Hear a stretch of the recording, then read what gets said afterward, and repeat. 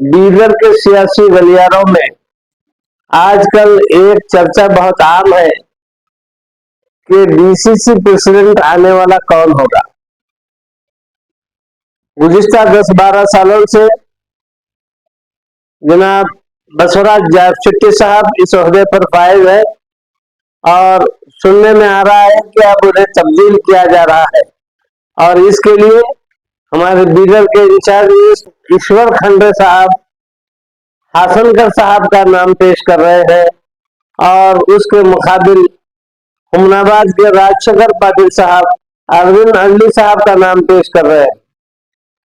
हर कोई अपनी अपनी बात। Al-Amin English Medium Primary and High School, Baswa Kalyan. Secure your child's bright future today. Free admissions, limited seats available. Noble Public School, admissions are open. इल्म ही आदमी को इंसान बनाता है। RG public school English medium, admissions are open. कह रहा है, मेरी समझ में ये बात नहीं आती कि ये जो माइनॉरिटी की मेजॉरिटी वाला इलाका है, यहाँ पर माइनॉरिटी की बात कौन करेगा, जबकि जब भी बात आती है, वोट देने की बात आती है, तो सबसे पहले माइनॉरिटीज याद आते हैं। और ये बात कोई ढकी छुपी नहीं है, बल्कि हकीकत है कि आज कर्नाटक में अगर कांग्रेस ने हुकूमत बनाई तो इसमें सबसे बड़ा रोल माइनॉरिटीज का रहा, क्योंकि इसके 80 से 88% वोट सिर्फ और सिर्फ कांग्रेस के हक में इस्तेमाल हुए। सिर्फ यही। Horizon English Medium Public School, empowering bright future. Admissions are open. Knowledge Park, the Creative School. Admissions are open from LKG to 10th standard. Free uniform for new admission students. एक ऐसी कम्युनिटी है जो BJP के खिलाफ अपनी voting करती है और हमेशा कांग्रेस प्रो रही है, लेकिन देखा जाता है कि जब भी किसी ओहदे के सरफराजी की बात आती है, उसके साम्राज्य के तकसीम की बात आती है, तो माइनॉरिटीज को अक्सर से नजरअंदाज कर दिया जाता है, जो कि एक बहुत ही गलत बात है। असेंबली इलेक्शन के बाद जब पार्लियामेंट के इलेक्शन आए तो बीदर की सीट जो कि एक माइनॉरिटी सीट थी, यकीनी तौर पर किसी न किसी मुस्लिम को जो है ना ये सीट मिलनी चाहिए थी, लेकिन उसके बावजूद पता नहीं बड़े लोगों ने क्या क्या सोचा, सोच समझकर यहाँ पर जो है ना हमारे सागर खंडे साहब को वो सीट दे दी गई। लेकिन उसके बावजूद भी यहाँ की माइनॉरिटी ने बिल्कुल पार्टी का साथ देते हुए उस नौजवान को भी जो है ना बड़ी अच्छी बेहतरीन कामयाबी दिलाई, जबकि उसके मुकाबले में एक सेंट्रल मिनिस्टर मौजूद था बीजेपी से, लेकिन कांग्रेस के उम्मीदवार को कामयाबी दिलाई। वो सारे लोग जो कांग्रेस के टिकट के दावेदार थे वो खामोश हो गए। ऐसा नहीं करे कि वो पार्टी से किसी किस्म की बगावत करे या किसी कैंडिडेट के खिलाफ कोई काम करे, बल्कि वो खामोश हो गए ये सोचकर कि हाईकमान का फैसला है तो उसकी इज्जत करनी चाहिए, आज नहीं तो कल हमारे साथ इंसाफ होगा।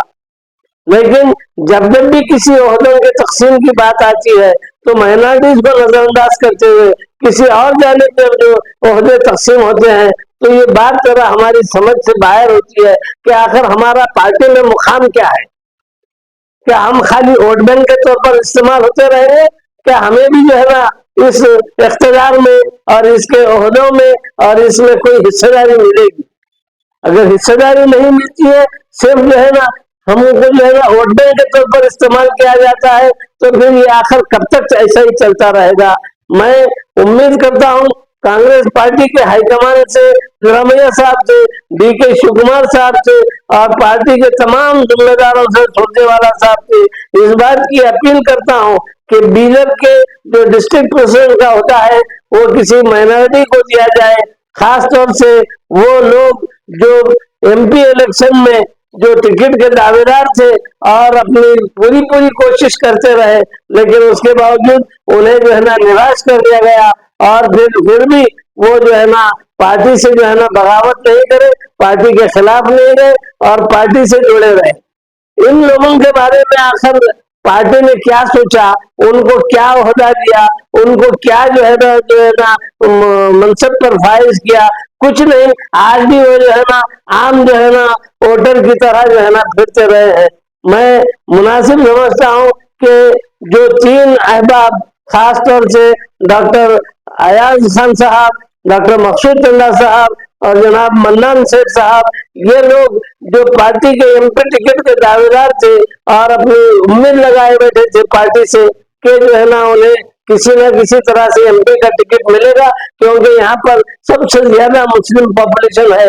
लेकिन उसके बावजूद जब उन्हें टिकट नहीं मिला तो वो खामोश हो गए और पार्टी का साथ निभाते रहे। तो ऐसे में मैं चाहूंगा कि इन अहबाब में से किसी को या और किसी को भी अगर पार्टी मुनासिब समझती है कि वो इस ओहदे का हक अदा कर सकता है, तो जो है ना आप किसी न किसी माइनॉरिटी को आप अगर डीसीसी प्रेसिडेंट का ओहदा देते हैं तो पूरे जिले में बल्कि पूरे नॉर्थ कर्नाटका में पार्टी बहुत मजबूत होगी और आने वाले दिनों में इसके लिए बहुत फायदेमंद बात होगी।